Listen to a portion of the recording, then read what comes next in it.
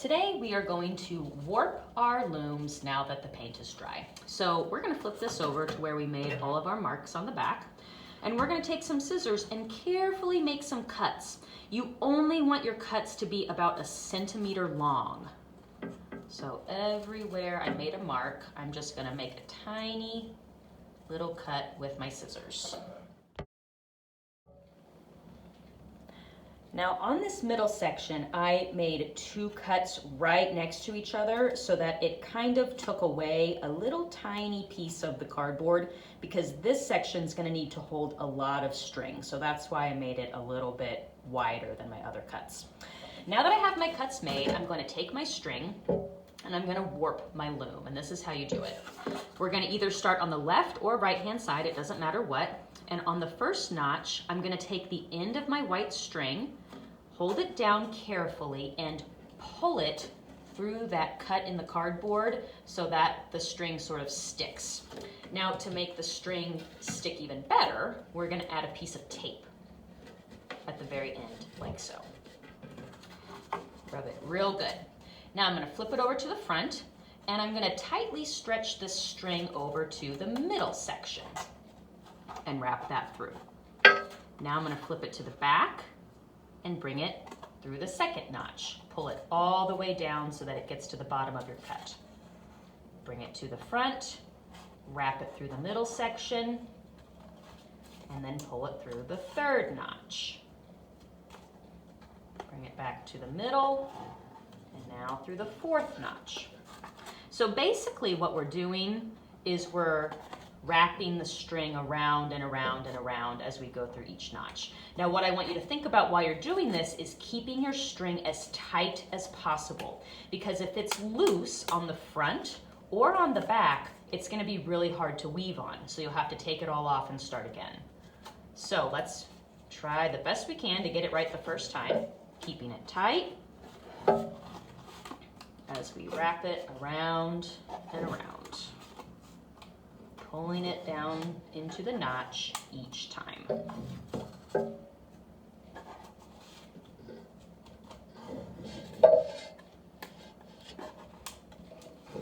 Good thing I made this middle cut a little bit bigger, because a lot of string has to fit in there. Okay, now I'm to my last notch. So I'm going to bring this one through, bring it through the middle one last time, and I should end up on the back again. Now I'm going to take one more piece of tape, and I'm going to tape the end of my string down to the cardboard. So I'm just going to overlap a whole bunch of strings there and rub it really, really good. And now I can trim this off. Now I have my loom all warped and ready to weave on. When you're ready to start weaving, you're going to go and get an arm's length of colorful yarn. Now I'm going to start by taping this yarn to the back right near that center section. So I'm just going to put another piece of tape right on top of the one that I already have there. There we go. That tape is going to hold everything in place. And now I can bring this yarn to the front. Now this is the part where we start going over, under, over, under, over, under, over, under. And it's up to you if you would like to use a needle or if you want to just weave with your fingers. That is your choice. I'm going to put it on the needle and hold that thread on so that it doesn't fall off.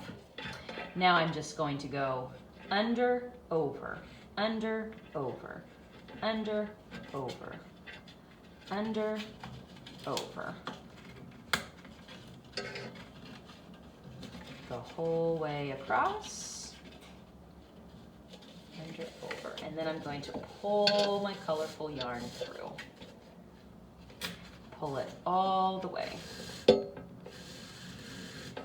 Now, if you have done weaving before, you know that it's really important to make sure that each row of weaving that you do is the opposite pattern as the one you did below it. So that means if my purple string ended over that last white string right here, that means I'm going to have to start under with my next row. Under, over, under, over, under, over. Because if you do the same pattern as the row above it, it'll just pull your yarn out. So if your yarn keeps unweaving itself, that's probably what you're doing. You started over when you were supposed to start under, or vice versa. You started under when you were supposed to start over.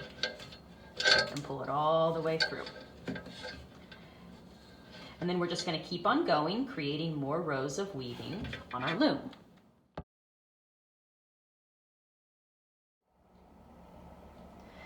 Now, as you're weaving, you want to remember to use your fingers to scooch your thread or your yarn down so that you can't really see the white strings anymore. And also kind of scooch it into a little bit of a rainbow shape, sort of that semicircle shape. Now, when your first color is getting low, you can go back and get another color, arm's length.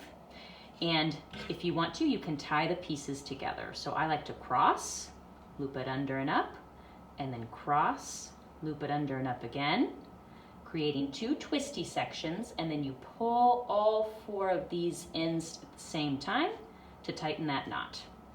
That's just your basic square knot, but any knot that you tie will work.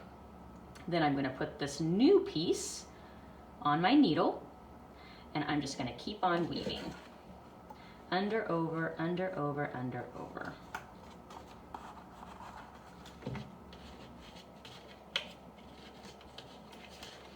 And you'll just have to sort of bump your knot through gently. There mine goes, bump, bump, bump.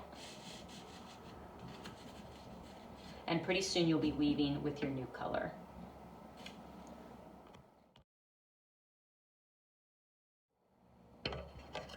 Once you've pulled your knot through, you can always trim off these little extra pieces and sort of even tuck them down into your weaving so that they're not as noticeable. Then I'm just shaping my weaving as I go, and I'm just going to keep weaving, choosing my new rainbow colors as I begin to move up my loom.